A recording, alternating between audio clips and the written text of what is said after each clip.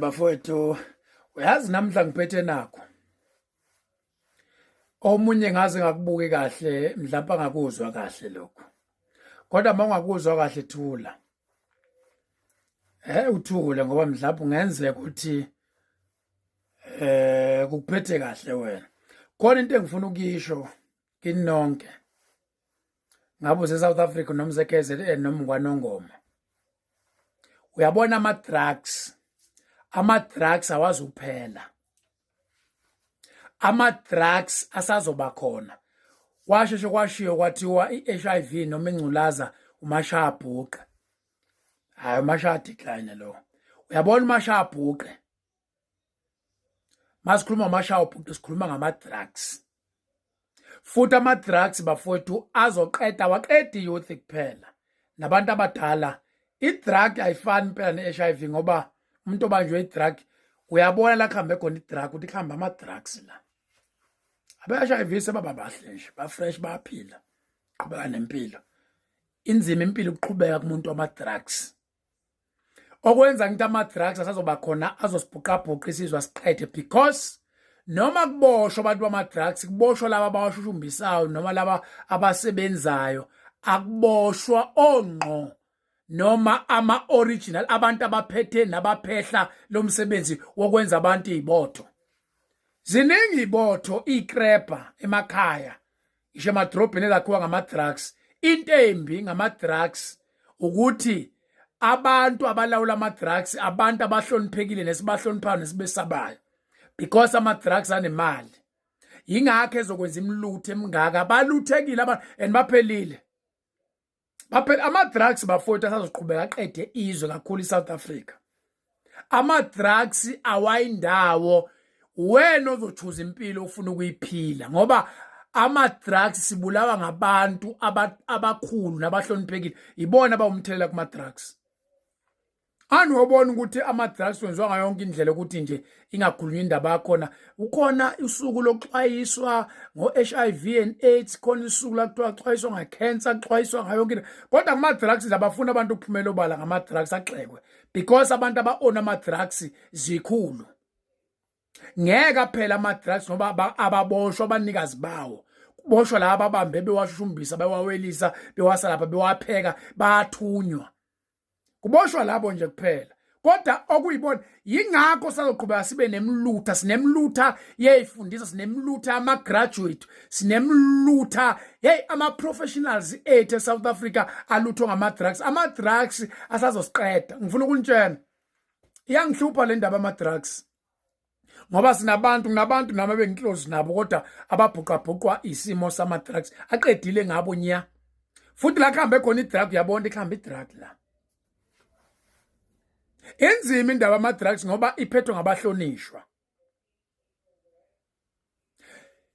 And abantu bangaphandle basibonile awukubuke la. Ngizongena nje lapha endabeni yezitolo. Izitolo zasemakhaya wezaphela zathathwa ngabantu bangaphandle bayivusa ngathi bayivusa kwathiwa hey bayasebenza. Esitolo endaweni lapho bolala khona mawuwenza isitolo uwenza 100 rand noma 50 rand ngelanga. Bona babonakala bevuka no 10,000 no 20,000 baphuma phi? Ngoba phela nomphakathi nepopulation ayivumi le nto le. La abantu bangaphandle bathi mabefika benza ama-tuck shop benze izitolo ubone ngathi bayaphambili bayadlondlobala babhizi nama-drugs. Futhi imlutha ama-drugs labafana bagcwele ezitolo zabantu bokuhamba kugcwele abantu abahleli bekhona. Yini benzani laphana ngoba nemali ayikho imlutha ama-drugs adayiswa yibo. Isizwe siyaphela ngama-drugs and ama-drugs awazokuphela. Futhi bonke abantu basemagunyeni bayihlaba inhlala indaba ama-drugs. Ama-drugs bafowethu is a serious disease. And most of the prominent leaders are involved in this pandemic. I'm telling you. Baphakathi yabona masikhuluma ngepandemic sikhuluma ngama-drugs. Ama-drugs bafowethu ashiye hey Hey, kushiwe indonga emakhaya ngama-drugs. Umuntu owama-drugs udayisa adayise nje into ayigqokile aphele nya adayisa azakhohlwe nesitifiketi ukuthi sibiza yena athi naso ngiyasidayisa afuna ukudayisa ngisho i-B.Ed yakhe afuna ukudayisa ngisho i-honors yakhe athi ngiyadayisa akhohlwe ukuthi ayibizi lona lo muntu oba i-drug bafowethu kodwa bazophuma apha abantu sibuka ubuko kodwa silwe nale pandemic le. Ngeke phela ama-drugs kusekhona abantu esibahloniphayo nabantu abasiphetheyo be-involve kuwo kusekhona abantu abaphethe umthetho benxe ngeke futhi wabona noma ungaqhamuka nolayini uthi maphoyisa kulapha kwasha kwacima kwasha no ngeke amaphoyisa asize kulento yama-drugs. Wena uthi ingaphela kanjani impi yasemateksini njoba sike sibone nje kuFosihlalo kuyadutshulwana kunjiyana ngeSouth Africa uyazi ukuthi impi yamatekisi iyona ethanda ukushuba futhi mawuthi yabuka hey labantu laba ba strong ngabe uthi yophela kanjani ke impi yasemateksini kusekhona amaphoyisa namatekisi iyophela kanjani udlame erank noma udlame emateksini kusekhona amaphoyisa anamatekisi njoba ngikhuluma kanje nje kukhona amaphoyisa ke angifisela ngisho ukufa njengamanje ngoba bawulayindwa ubana osomatekisi uma abantu abaphethe umthetho abangamaphoyisa bengxenye yamatekisi benamatekisi basazofa abantu bakithi yimboni yabantu bakithi abamnyama eyamatekisi abantu bakithi lapha nebhizinisi labantu bakithi kodwa ngeke kube khona ukuthula embonini amatekisi khohlwa impela I'm crossing my finger khohlwa ngeke kuze kube khona ukuthula kusekhona amaphoyisa anamatekisi ucabanga ukuthi lamayidubulana lapha idudulana lapha na kukhona bazoboshwa kukhona bazobanjwa awuzukubanjwa umuntu lapha because kunamaphoyisa namatekisi nawa avikela ibhizinisi lawo iyolunga ithini indaba yamaphoyisa indaba amaphoyisa ayilungiswa iattendwe ngoba nayo ngenye ipandemic esiphethe kabi kuba buhlungu amaphoyisa masikhuluma sithi hayi amaphoyisa bafowethu ayasihlupha amaphoyisa mina ngiyawasapota lawo maphoyisa asalungile alwa ngayo yonke indlela ukuvikela abantu athi ngamane kufa igebengu azifi igebengu nokuthi kufa umphakathi omsulwa.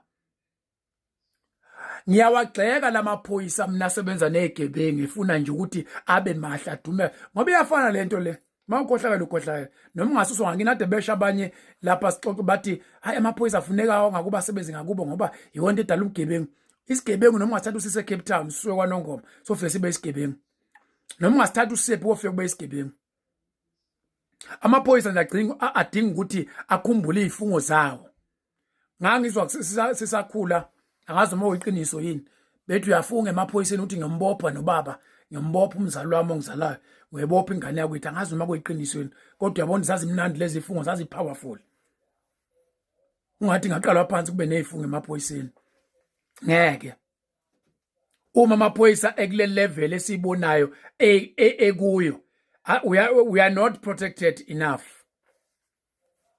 ngoba sizodayiswa yiwasidayisela igebengu. Mina ke ngikhuluma according to my experience engubukayo daily nasendaweni yakithi. Amaphoyisa akwenza ube vulnerable, akwenza ungavikeleki. Akwenza ngamabomu nje. Ayenza amaphoyisa ukuthi ulimale ufe ngezandla zawo. Awadefende phela.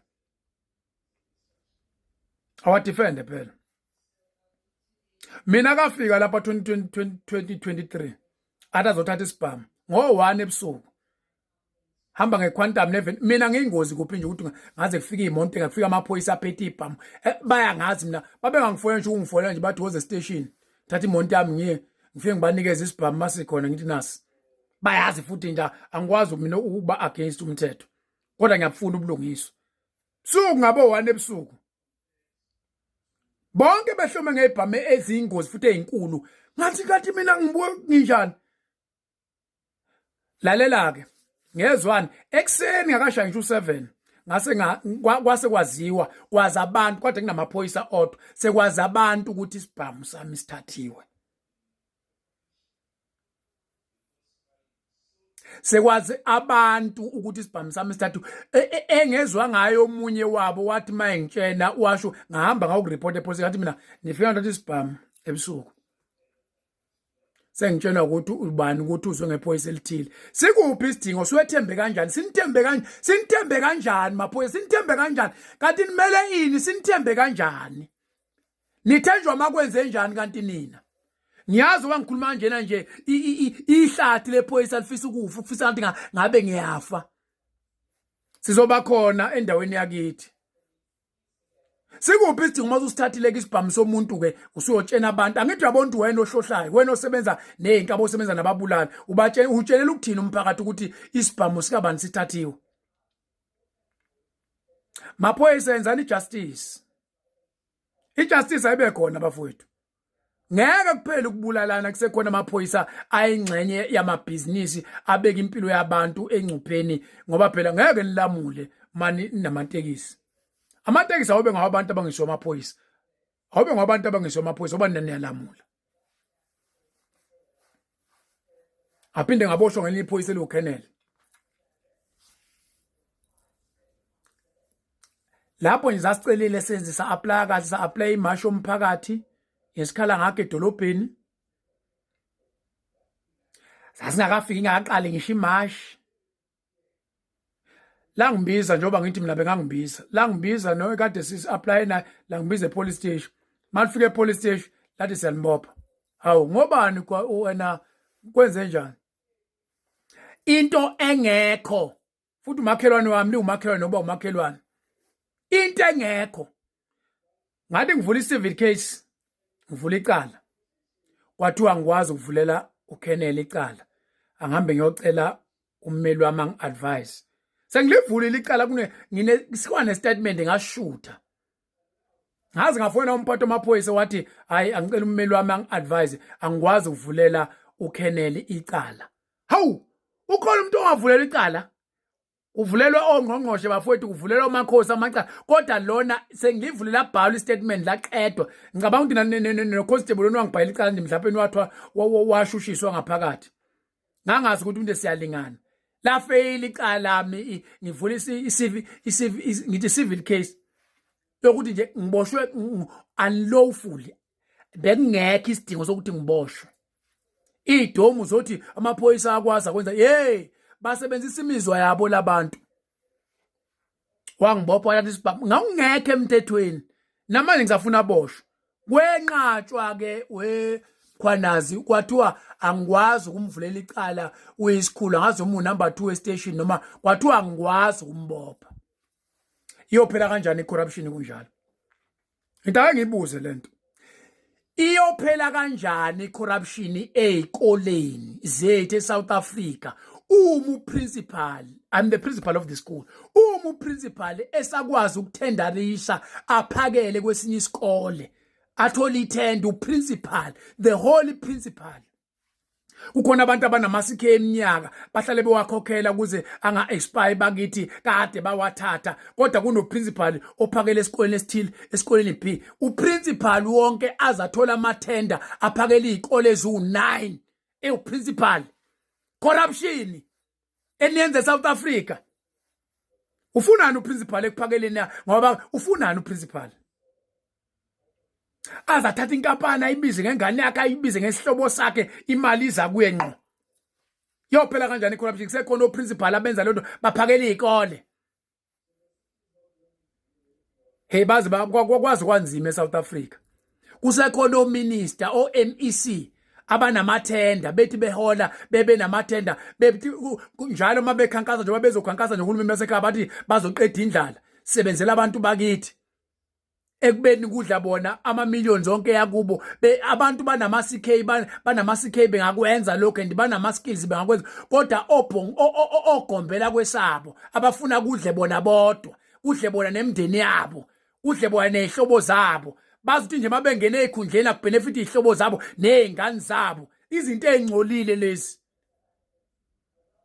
sizoyivotela futhi kunjalo nje mawungcolile ngithisha omkhulu noma MEC noma ngabe ubani noma ngabe uyikhansela noma ngabe uyikhansela uqashe ihlobo zakho uqashe ngokuthi uqashe ngocansi ingane zabantu izilambile ngithathe ngisho intwana nje encane njengathi ishuye esenteze emgwaqeni usulanda intombi yakho eyayotoho eThekwini uyilande hayi kana ucorrupt makhansela yophela kanjani icorruption saqasha intombi zeni phezulu kwabo bonke labantu abenza icorruption sikhuluma ngamathuba emisebenzi azovuleka kanjani amathuba emisebenzi nina makuvula amathuba emisebenzi ucabanga ihlobo zakho ezingazange zikuvotele njalo lentombi yakhe engazange ikuvotele njalo labantu abanivotele laba bebhizi laba benibafukuzisa emakhaya anibakhumbuli mase kufuna kusentshenzwe ni corrupt nina nazi ukuthi hey angivale ngale ndaba engiqale ngayo yama drugs angivale ngayo imlutha bafowethu ayikeze ukuphela